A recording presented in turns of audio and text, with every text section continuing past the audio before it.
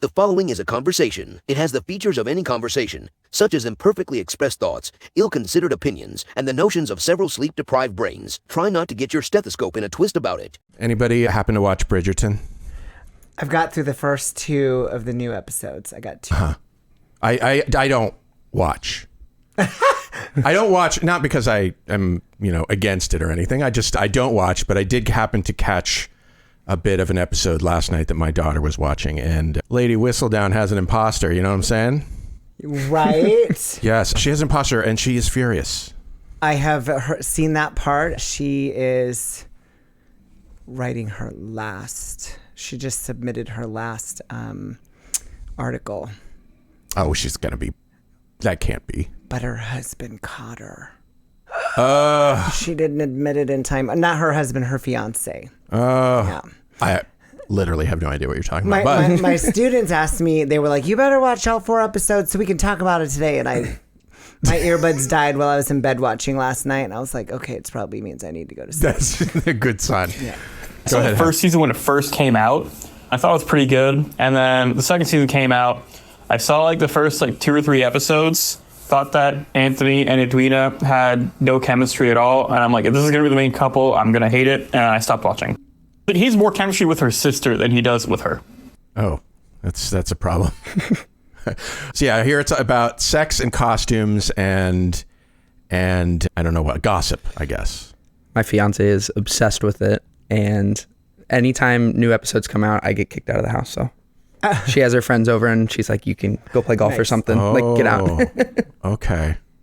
Someone's Humanities Distinction Track project should be a gossip rag a la Lady Whistledown. That's all. I'm just going to put that out there. Fallon, you expressed interest in maybe doing the Humanities Distinction Track. I think you're the right person to do this. Could do something about Lady Whistlebottom? People will love you. Oh my gosh, I am not. Dr. Whistlebottom.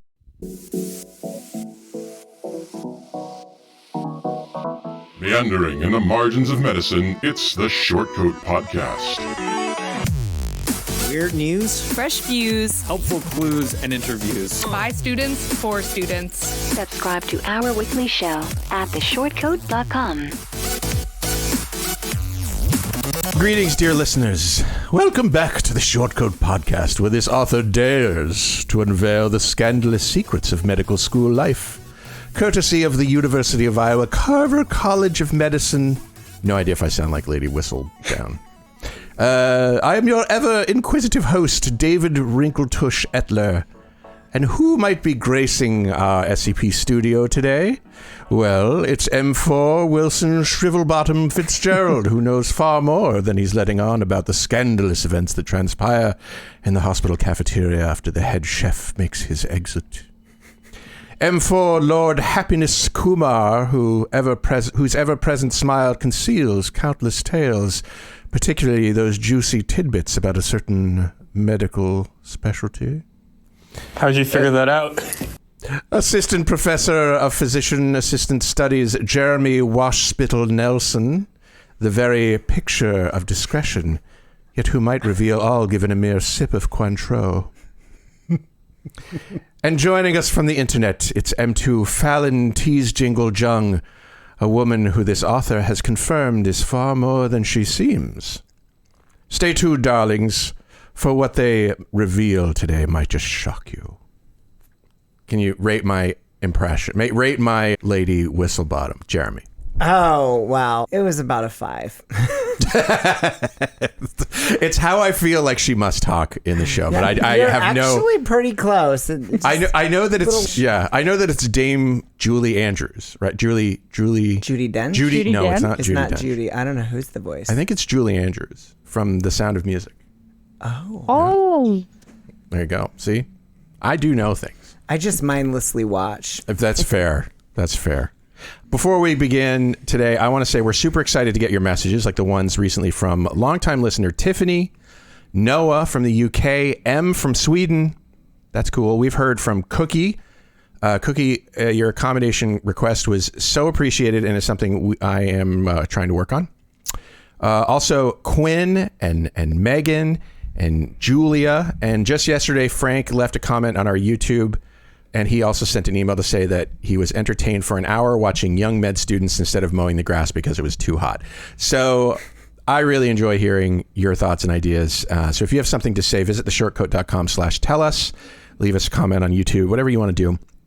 If you go to theshortcoat.com/tell us, you can submit a voice recording. So I don't have to make a stupid voice for your suggestion, though I am willing to do that because I now have superpowers thanks to artificial intelligence. Speaking of which, Eden got in touch with us. She recently started listening and has been accepted to an early assurance program for 2025. And she wrote in with this question. I'm curious if anyone has experience with or knowledge of the Health Professions Scholarship Program, HPSP, offered by the military. This program covers all 4 years of medical school expenses plus a monthly stipend in exchange for serving as an MD in the Army for 4 years. I plan to make it through undergrad debt-free thanks to grants from my school, outside scholarships, working part-time, and being an RA. But I have no savings for medical school, and my family isn't able to contribute. So I'm quite stressed about how else I would finance my education. A radiologist I met while working at my local hospital, and who was in a similar situation, recommended this program to me, saying that delaying medical school due to financial concerns wasn't a good idea. They had a positive experience with HPSP and graduated debt-free. But I'd love to hear from others about their experiences, both pros and cons. Thank you for your question, Eden. So what do you think? Wilson, you're actually taking advantage of this program, right? Yes, there's a lot of aspects, one to your question and two to the program that you're rightly to be not skeptical of, but you want to make sure that you know exactly what you're getting yourself into. It's definitely an amazing program, and it's something that I've truly enjoyed being a part of. So kind of how the program works, Eden, you described it well. It's basically a scholarship that covers medical school, as well as a small stipend while you're in medical school in exchange for 4 years of service after residency as an MD in all three branches. You mentioned Army. I do the Air Force. Air Force is better than Army. But oh, okay. Now we get the inter-service rivalry. I have to. You have anything you want to say about, I don't know, jarheads or... Okay. No, he doesn't. You're going to get me in trouble. I'm sorry. Anyways, but so kind of to go a little bit further into detail about that. So in addition to, like you mentioned, it's paid for 4 years, you get the stipend, and then you work as an MD for 4 years. Generally, that's after you've completed residency, and residency is kind of its own little beast because it's still stressful. I mean, just like regular residency match, you have to go through, get all your extracurriculars, apply for residency. But the added difference in the military is that you go through a separate process in addition to the regular civilian process. So you go through what's called the military match. And the military match occurs roughly 3 months before the regular match. So while everyone else finds out around March, I'll find out in December where I match. And generally, the application process is similar. You're still looking for good extracurriculars, letters of recommendations, grades, step scores, all of that. But the big difference is they rely very heavily on away rotations to military programs and letters of recommendation specifically from military programs. And okay, so you can't do all of your rotations here at UIHC or wherever your home hospital is? In theory, you could. So you could go all 4 years without actually doing an away rotation. You are required to do 45 days of active duty service every single year that you're on scholarship. Okay. So your first year, you generally get that covered because you have to do what's called officer training school.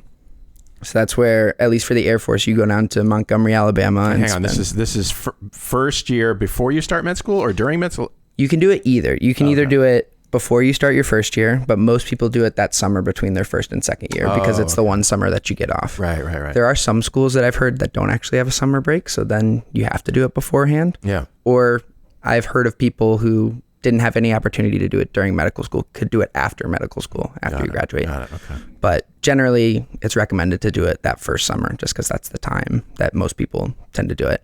So that covers your first 45 days of active duty. And we can talk more about OTS if you'd like. It's its own kind of thing. But basically, it's where you learn how to operate as an officer in the military, not necessarily just a physician in the military. You learn how to march. You learn who to salute, how you salute, You get yelled at a lot, but you get used to it. And then, so moving on from that, after you complete that first 45-day active duty tour, then you just kind of go back to medical school and you go through med school like any other medical student would. You do rotations, take exams, so on and so forth. But then you still owe active duty tours every other year. So either they can have you do what's called a tour in place. So they'll just say you're active duty for these next 45 days, but we're assigning you to your medical school. Interesting. And so you stay here.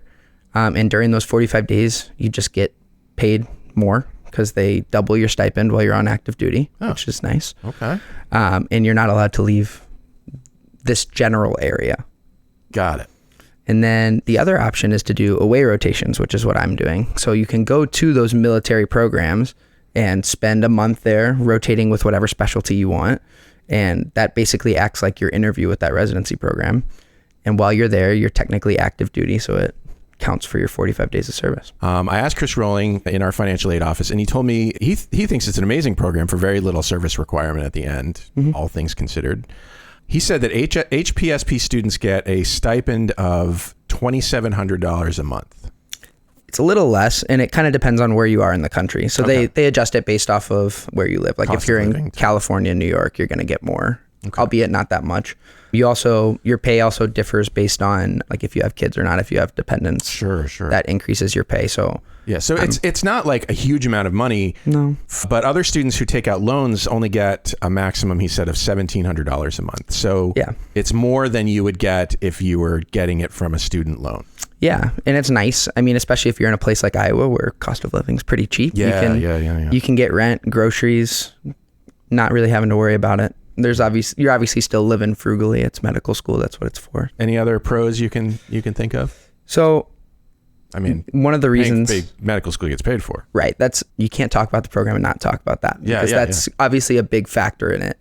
But the key thing that I've had people ask me about this before is not to just do it for the money, because that's a great aspect of it, but you're doing much more than that, and it's a totally different process. And after you're said and done with medical school and residency, you still have to go serve and you still have to be an officer in the military, which is its own commitment. And like for me, that was a big pro, being able to serve. I always kind of thought that I wanted to do something with the military. My grandfather served in Vietnam. My future father-in-law was a Navy SEAL, so I'd talk to them kind of a lot about it. And I'd talk to lots of other doctors who had served in the military and just talked about, the sense of pride they had for being able to serve their country and also just serve the men and women who served our country. Mm-hmm. And it's a great honor to be able to do that. And it's something that I don't take lightly. And I think that's an incredible aspect of it. But in doing that, you do lose some flexibility. They can tell you where to go, especially after you're done. And yes, you could end up being a doctor in like Minot, North Dakota, or so I mean, that's some place where you're like, no, I wouldn't choose that, but this is my life now. So yeah. And so I think it's really important to remember that aspect of it, because when you're done with medical school and you have to sit down and actually do the service, if you're going to be miserable doing it, then what's the point? I mean, you want to enjoy what you're doing, and you want to like have that sense of pride when you're doing it. And that's kind of what makes the program worth it, in my opinion. In addition to I should apologize to our many, many viewers in Minot. I mean, if you live in Minot and want to tell me that it's actually an incredible place, I don't know. For some reason, my father, who was a paratrooper in Vietnam, and for some reason, I always used to use Minot, North Dakota as like the gold standard of a place that you probably didn't want to get posted to. But anyway, sorry, Minot. It's my dad's fault. Okay, so what is your understanding of what service in the military is like for a physician? So you mentioned being an officer. Mm-hmm. Most of my information about that I get from movies and books, so I don't know if that's valid or not. I mean, there's a little bit of validity to it. It's still, if you walk around a base as an officer, you get saluted at a lot, and you got to respond to that, and you're saluting other people, which is kind of a weird thing when you've never done it before. And just kind of the way that people interact with you, especially when you're in that military setting, can seem a little like regimented, because this is what you're told to do and you do it. Yeah. But in terms of being an officer or a physician in the military, there's aspects of it that are very similar. I mean, you're still making medical decisions, treating patients, performing surgery if you're a surgeon. And that sort of stuff is similar. And of course, you're treating members of the military. You're treating and their families as well. Families, right? Yeah. So that the medicine aspect of it isn't much different because you're still being a doctor, essentially. The things that can differ, it really depends on what sort of specialty you go into. So if you wanted to do something like emergency medicine, internal medicine, general surgery, or orthopedic surgery, you can be sent out into like small bases overseas where you can be serving not on the front lines, but kind of a little bit behind the scenes and taking a lot of trauma patients. Or if you wanted to be like a field medic as an MD, that's another option that you can do. I mean, albeit it requires a lot of extra training that you have to go through if you want to do that sort of stuff. But wait, did you say you still pick your specialty, right? Yeah. So you get to pick it. There's a set list of specialties that are available that year. Okay. There's a big long document that they actually just released a couple days ago for this coming year, where they tell you for every single specialty they offer how many spots, where they're at, and whether or not they have what's called civilian spots available in that specialty. But yeah. All right. Well, I mean that sounds like a pretty good solution for Eden. Would you agree? Yeah. I mean, personal situations notwithstanding. Yeah.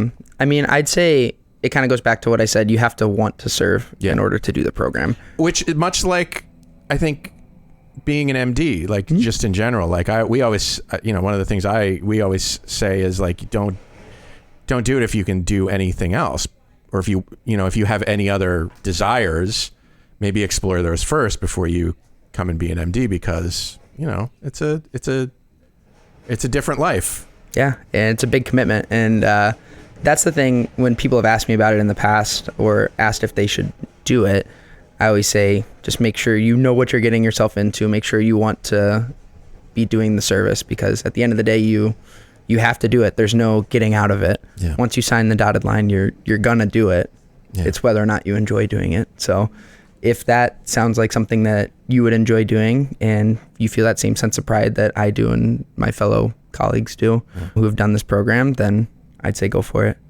I've had nothing but good experiences with the program. And there was one other thing that I think everybody could weigh in on, which was the radiologist that Eden mentioned saying that delaying med school for financial reasons isn't a good idea.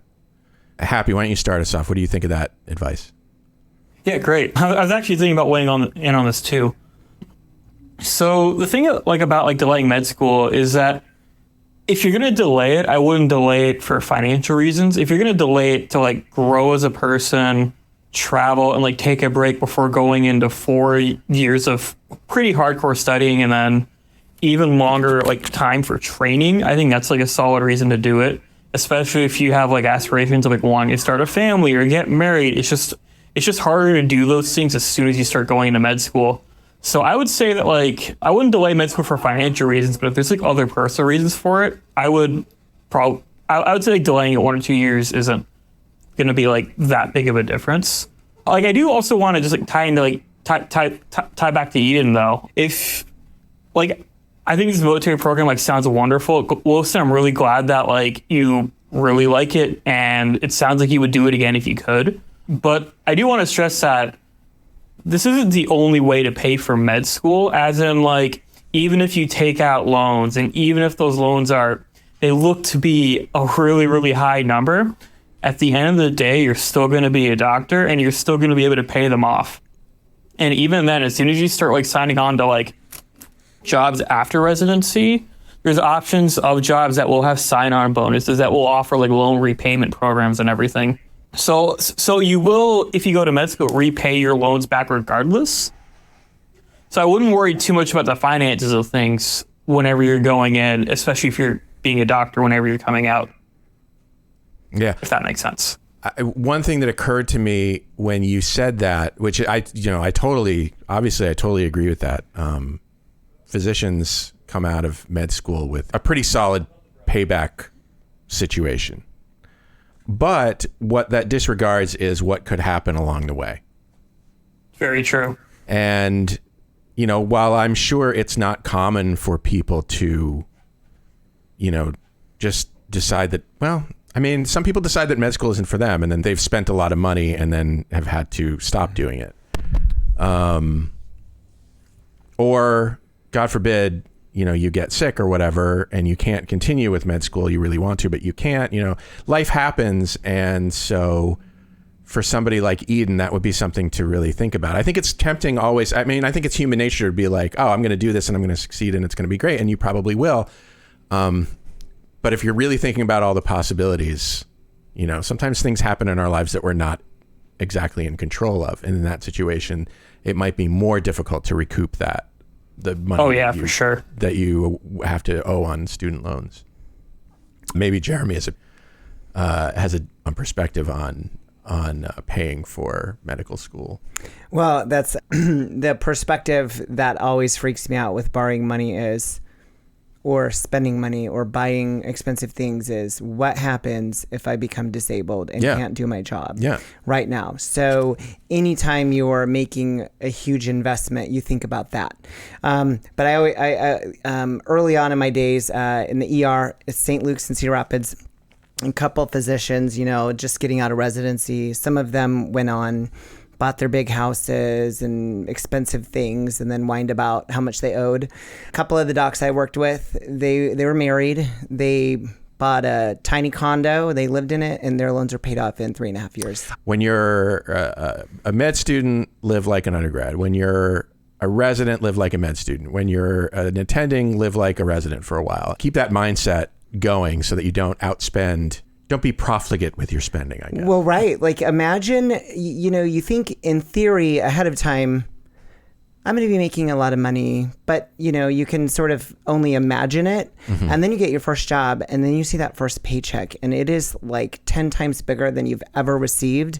And then that's going to be the check you're getting every month or every 2 weeks. It can be hard for people to sort of gauge that and kind of scale it back and start either saving right away or getting those high interest loans paid off right away before you start spending it. Yeah. I mean, that just kind of makes sense, but I think it's also something that people may or may not remember when the time comes and get your big cartoon eyes that kind of like, ooh! I don't know why I made that noise. Sorry. It was cartoon eye noise. I got it.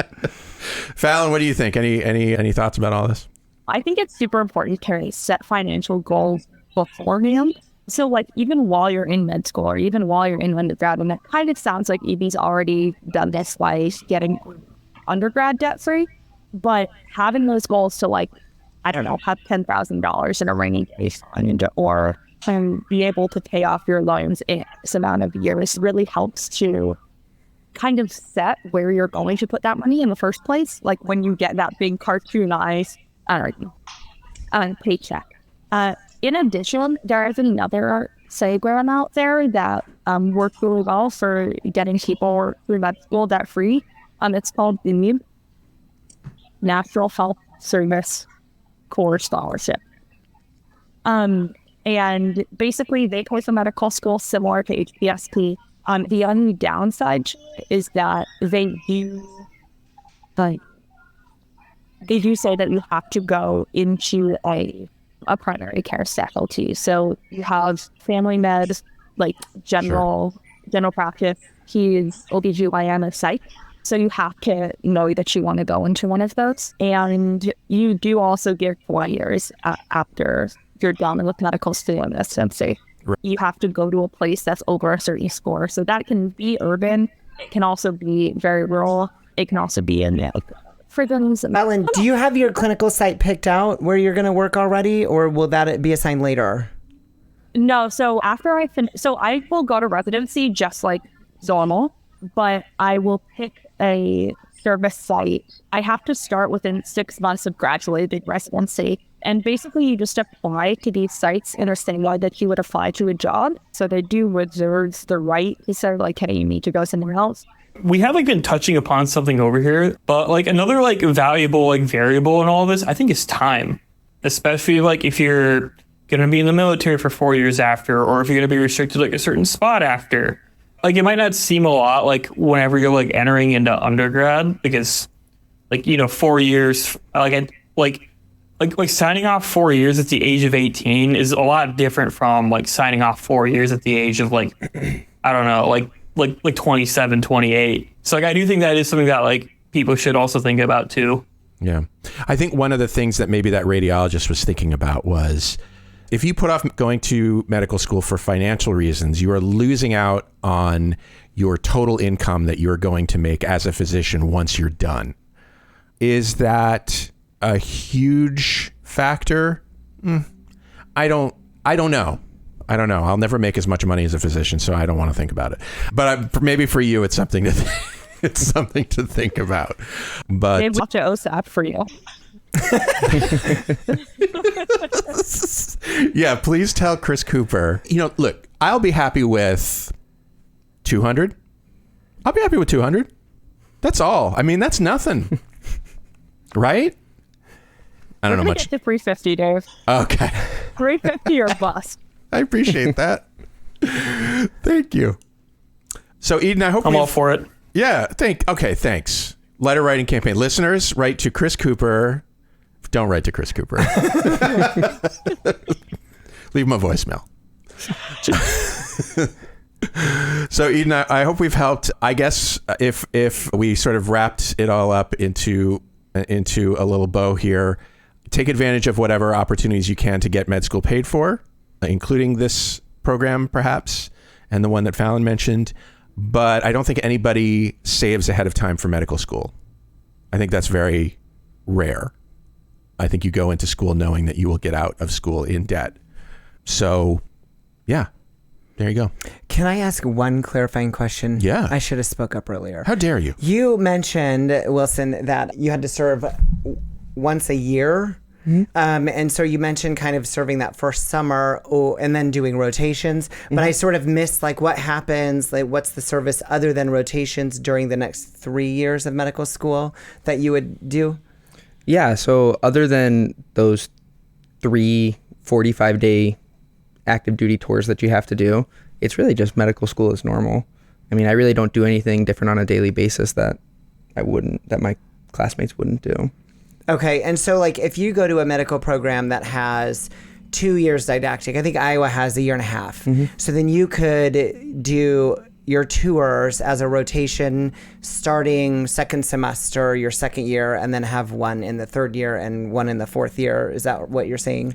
In theory, you could. I don't think they would want you to do that. I don't think your school would let you go take a clinical rotation during your didactic year. It's nice at Iowa because it's that 1.5 years. I mean, it kind of works out better for the doing it every year. But I know for the Air Force, if I were to do 2 years of didactics, they would let me push back my other tour. Okay. If I needed to.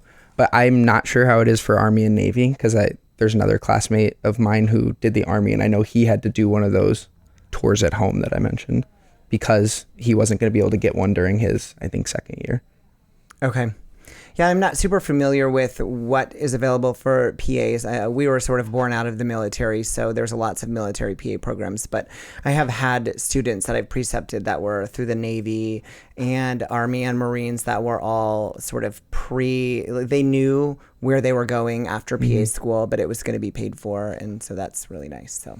Yeah, I wish we kind of knew where we were going afterwards, but it's the same sort of thing as regular match for me. I just have to wait and see like everyone else and hopefully match. When I was at my officer training school, there was every single health profession possible was there, and we were all kind of doing it together, which was kind of nice because you got to work with your colleagues while you were learning how to be an officer, and everyone was just as confused as I was. So it was nice. You guys, we're going to switch topics. I need either validation or to be roasted. And here's my problem. As a podcaster, I'm expected to use social media to promote the podcast. And I don't know what I'm doing. Okay, so what I do is I post clips, and people seem to react well to those.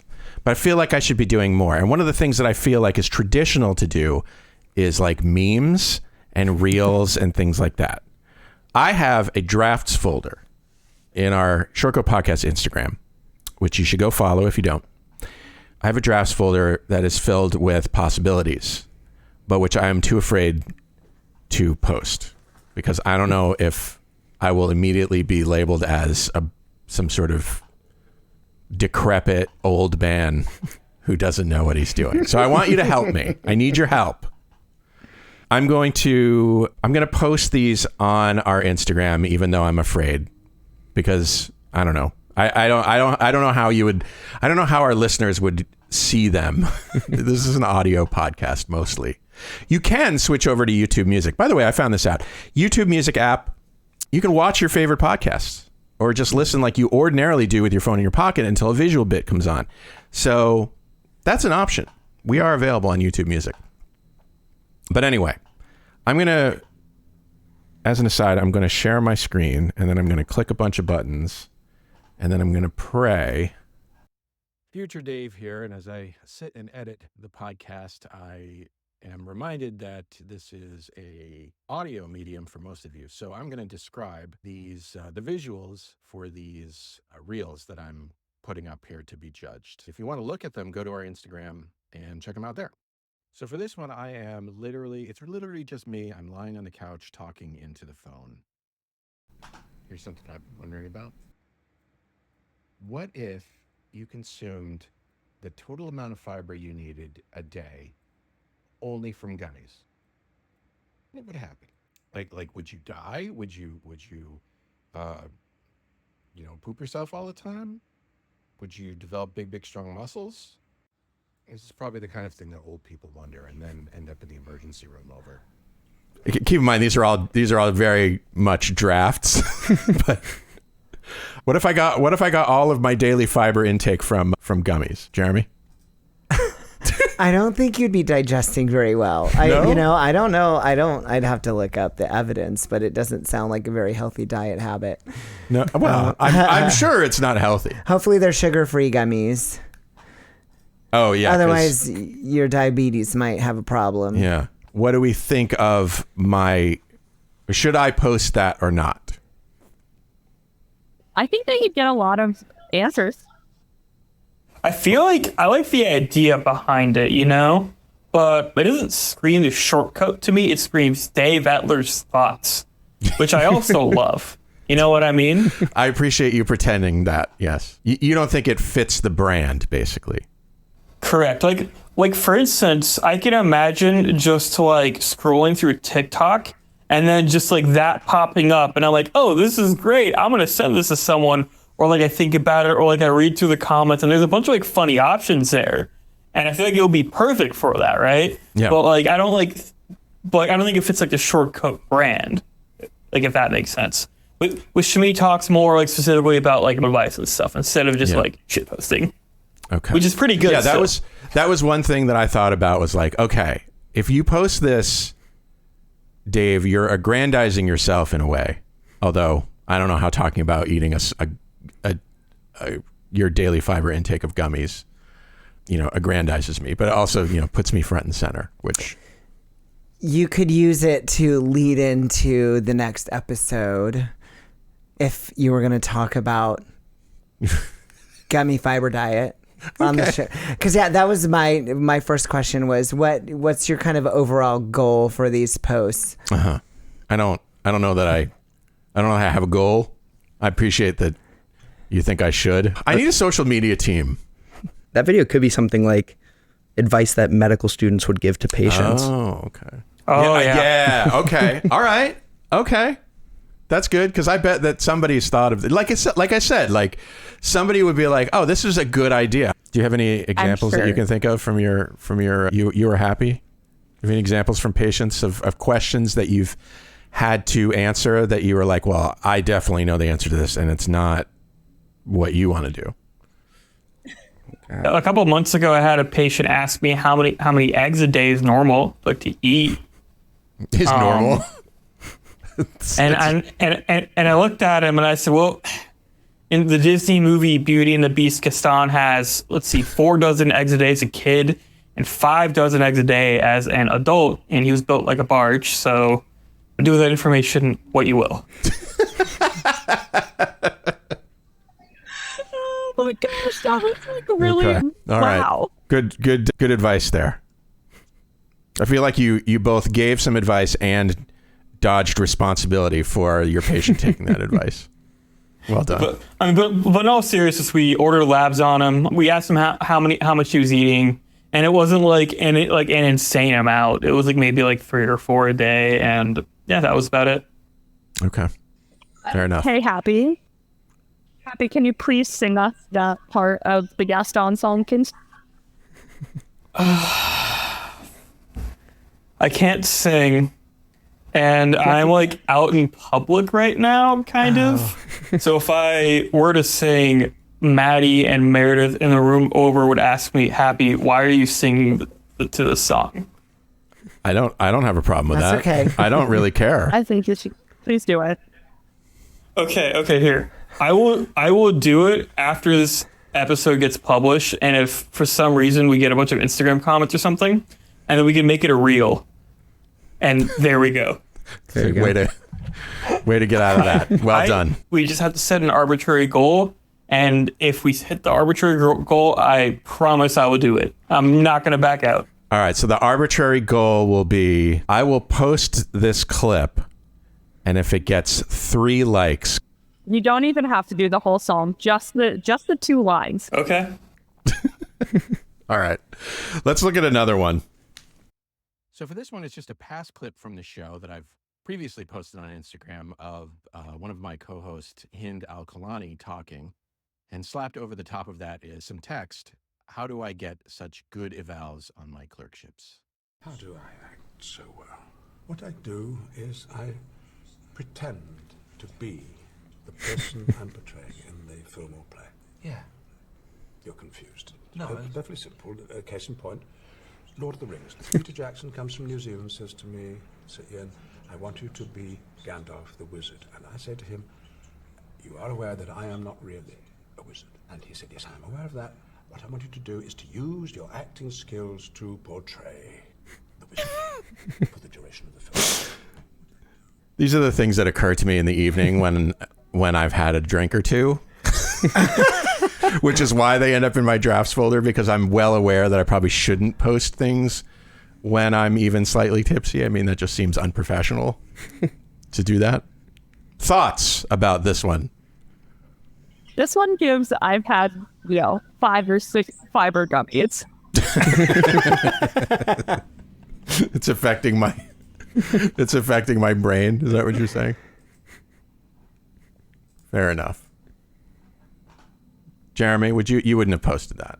No. Okay. Yeah, I didn't really get it. I was really pleased with this one when I made it. There is a certain amount of acting that goes on when you're a medical student in your clerkships, right? I mean, testify here. I'm not going to lie, that's pretty accurate, because a lot of your core year is, acting like the Faking perfect it medical until student. Faking it until you make it, right? 95% of the time you don't know what's going on. Yeah. But if you just kind of nod your head and say yes, then people tend to think you know what's going on.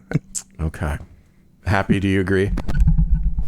Yeah, a lot of medical school, honestly, is fake it till you make it. OSCEs. Yeah. If you don't know what an OSCE is, it's the patients who are actors and they're acting as though they're patients in order to test you in your clinical skills. That's an acting situation that medical students just love. They love it. Yeah. Best part of medical school. Yeah. And like, frankly, like it's like a skill that like you kind of have to build a little bit, because if you don't know what's going on, and if the patient's already freaking out because they're in the ER and they're having a really, really bad day, then they're going to freak out even more. And so you actually have to like provide reassurance to them, but also like know when to like talk with someone else and talk with your attending or other residents and actually provide quality care. Sure. And to be clear, you're not pretending to be knowledgeable about medicine, right? You're just pretending to be like calm, cool, and collected and like... Yeah.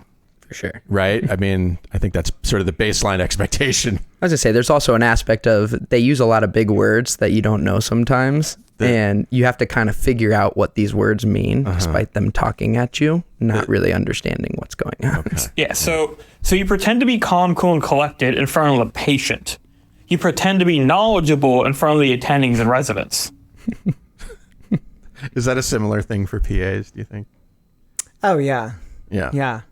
I like how you ended the piece with, but I'm not actually the wizard. Because I think also as a student, patients really, they're like, oh my gosh, you are sitting down, you're listening to me, you're not rushing around like the busy residents and attendings.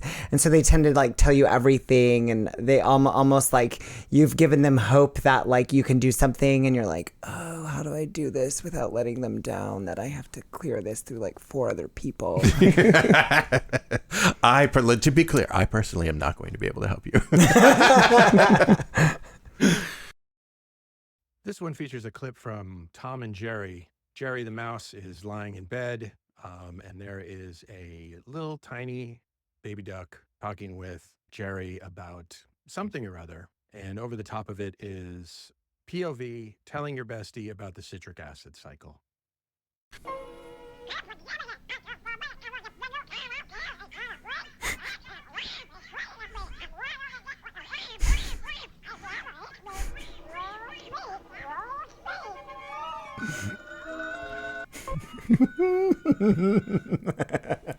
All right, I detected actual amusement. I detected actual amusement there. I feel like I've made progress. Yeah, I felt that one. That was pain there. Because I felt the pain of the citric acid cycle watching it. I still feel it 15 years later. Yeah. The poor citric acid cycle, such a, the Krebs cycle, such an important life function. It's perhaps the most important pathway, right? I mean, it provides energy for you to function. Am I correct? Have you ever tried to explain the Krebs cycle to a best friend? That was a live look at when I come home to my fiance and I try to explain anything about medicine, and she's just like, go away.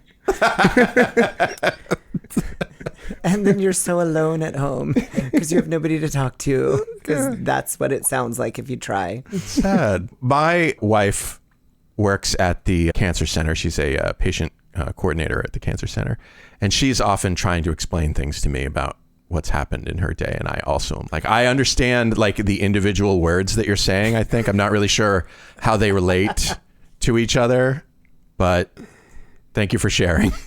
I say that sounds like what medical students do when residents talk at us. You just pretend that you kind of know what's going on. Fair enough.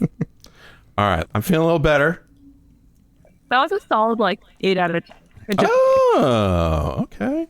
All right, This starts with a clip from Dr. Strange. The text reads, how you want to react when your resident says you can go. And we see Dr. Strange grab his cape and leap from a balcony to fly away. Then switches to a gorilla giving a side eye with text over top reading, how you actually react. Did that work for you? Yeah, that was pretty good.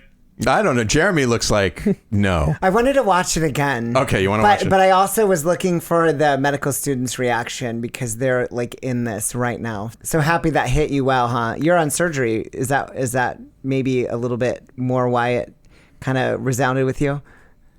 Yeah, so I'm on anesthesia right now, and there's a lot of downtime in it.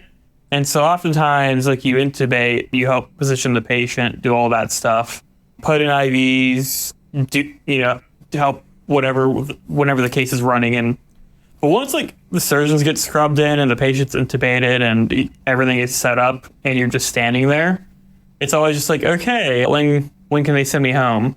Do I want to ask if I can go home? No, because then I'll just look like I'm being lazy and I'm not going to get a great eval. So I ask, hey, is there anything that I can do? And I do it in a really meek way to make it sound like I actually want to help out. When in reality, I want to remind them that I'm actually just standing over here doing nothing. And if I'm standing here doing nothing, maybe they'll think, hey, we can just send this dude home. Fair enough. When in reality, I just want to just go get the hell out of here and take a nap, shower, and eat something. Mixed results on that one. It's probably more student dependent too, I think. And depends on what service you're on. Yeah. You're having a good time, stuff like that. Yeah. This one features the text, every day I learn something from the OR nurse, and shows a clip from Saturday Night Live with Emma Thompson teaching Leslie Jones how to drink tea. Now repeat after me. Back and forth. Back and forth. 6 to 12. 6 to 12. No stop.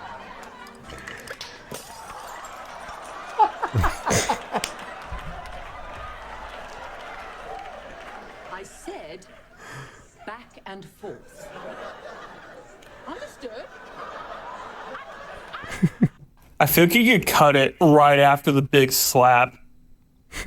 Fair enough. That's a detail, though. Like I said, this is a draft. Jeremy? I like that suggestion. That's happened to me. So I'm aware that nurses in the OR have a reputation for being very businesslike and very... What's the word I'm looking for? Wilson, do you want to jump in here? What's the word I'm looking for? They're just... Particular. They got things to do. They're particular. They're, knowledgeable about their work, and they're protective. They're protective, yes. Over their sterile field, and don't touch the sterile field if you're not sterile. Yeah. That's all. I was laughing because so again, like right now, like I'm on anesthesia. So a lot of it is making art lines, placing IVs, and just intubating patients.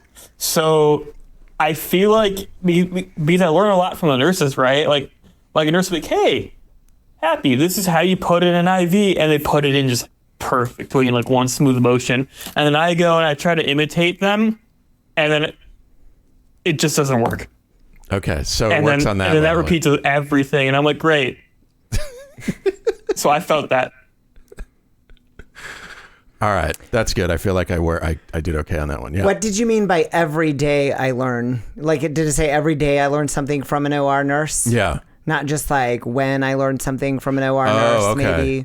Maybe I could change the... I don't know what other people thought, but I kept thinking the few moments, maybe not every day, but... I did feel like every day in the OR, you do learn something different from the OR nurse because they're like, okay, this is how you use this instrument. Don't hold it upside down. That sort of stuff. Okay. Which has happened to me. Hold it on this end. Yeah. That's supposed to go this way. Not But then if you mess it up or drop it, then you just get the look why did you do that? I'm going to count that as a potential win, one that I could have used. I think you have a talent for this stuff, Dave. Well, like anything, it takes practice. This one features text saying, Dave emailing for co-host over the top of an ad called Phone Friends, a 1-900 line, probably from the 90s. Hi, come closer, closer. I want you to meet someone special. Pick up the phone right now and dial 1-900-909-7575. It's Phone Friends, a great way to meet people right now, any time of the day or night. All right, that's enough. I think I had trouble getting co-hosts and I was frustrated. It's pretty good. The 90s was a wild time. In the 90s, I lived in New York City. I lived in Brooklyn. I worked in New York City. And for some reason, I remember that there were just a lot of phone sex lines available on television. All of these commercials, especially if you were watching late at night, obviously. So I don't know if this is a thing that happens now. I doubt that there's a lot of 1-900 numbers in use these days in the age of the internet, but this was before all that. I'm just picturing Dave you as you are right now, just walking the streets of New York, except you have a mustache.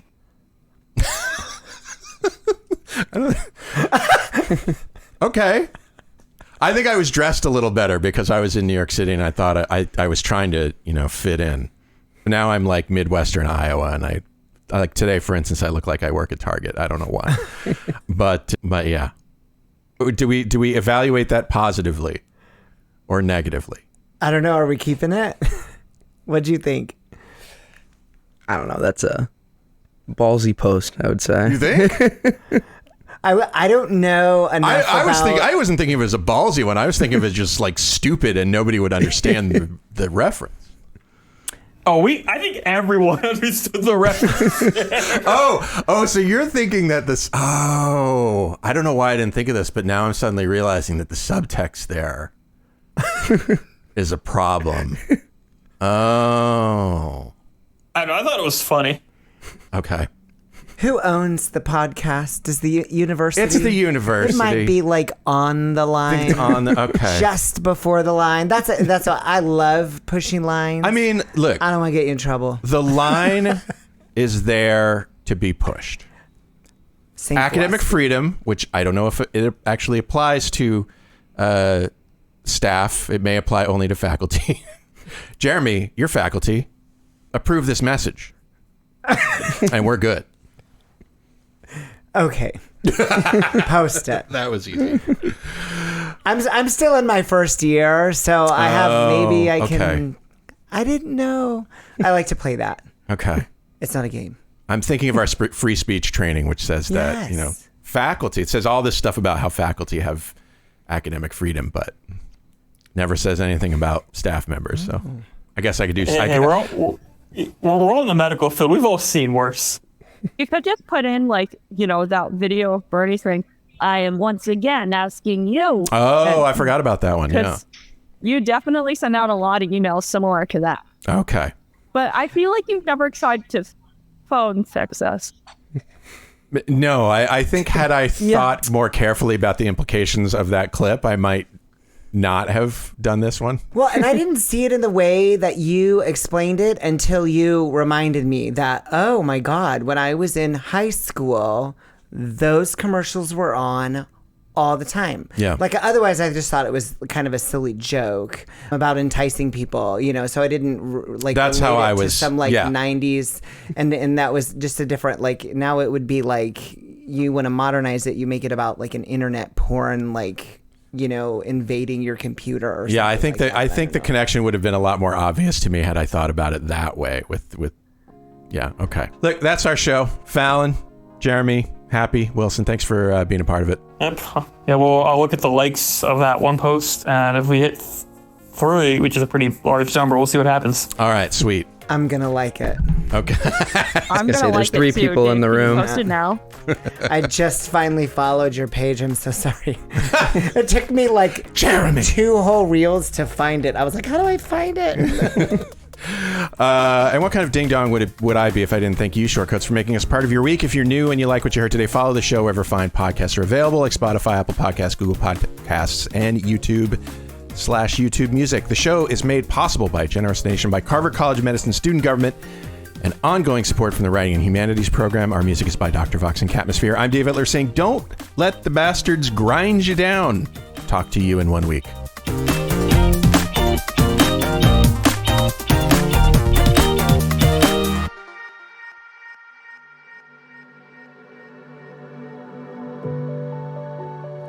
Hi, Shortcoats. Look, life in medical education, life in America, life in the world is often difficult. And I often wish I could help.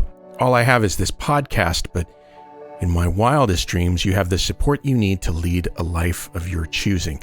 You deserve to be happy, healthy, and successful in whatever ways you define those words. So if you need support because you've experienced racism, discrimination, harassment, mental health crises, I want you to be able to get the help that you need. And so I'm going to put some links in the show notes to some resources that you can use. But the bottom line is that for what it's worth, I see you. I know you're out there.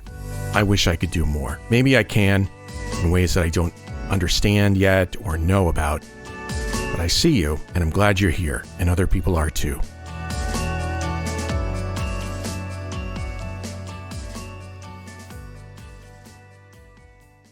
This Short Code podcast is a proud member of the MedEd Media Network. Inspiration, information, and guidance on your journey to medical school and beyond at mededmedia.com.